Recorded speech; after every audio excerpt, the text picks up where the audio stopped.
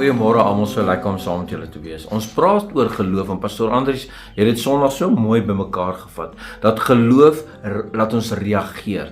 Geloof laat ons werk. Want om geloof te hê, dit behaag God. En hy het 'n oulike dingetjie gesê, hy het gesê, jou geloof maak dit moontlik om te oorwin. As jy nie geloof het nie, kan jy nie oorwin nie. Staan in jou geloof. Groei in jou geloof.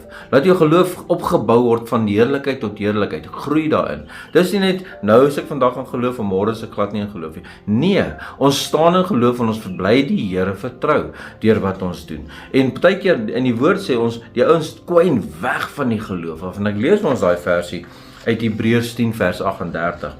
Maar die regverdige sal uit die geloof lewe. Jou geloof sal die rede wees hoekom jy lewe in alles wat jy doen deur jou geloof. En dan sê hy verder, en hy sal hom en as hy hom onttrek, het my siel geen welbehae in hom nie. En dit beteken dat die Here het geen behaag daarin as jy onttrek en dat jy jou geloof verloor nie. Bly in die geloof, staan in die geloof, groei in die geloof. En dis die woord van God. Dis deur bid, dis deur die Here vertrou. Dis om mense om jou te sit wat jou opbou in plaas van die mense wat jou afbreek. As daar mense om jou is wat jou afbreek, beteken dit hulle help nie jou geloof nie.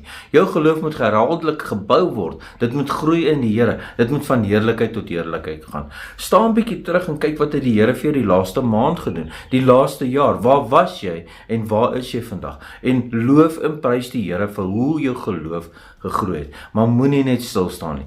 Bly groei in jou geloof. En laat die geloof jou wortel word van wie jy is. Want dit behaag die Here dat ons in geloof lewe. En deur geloof lewe. Kom ons bid saam. Here, help elkeen vandag om deur die geloof te lewe. Here, om in geloof te staan en U te behaag deur wat ons doen, hoe ons vertrou en alles wat ons vandag aanpak, dat ons dit in geloof sal aanpak. Help elkeen van ons, Here, veral met die einde van die jaar waar dinge nou so gejaag is, dat ons geloof sal bly en sal vashou aan die geloof en nie sal wegkwyn nie. Help elkeen vandag, vra dit in Jesus naam.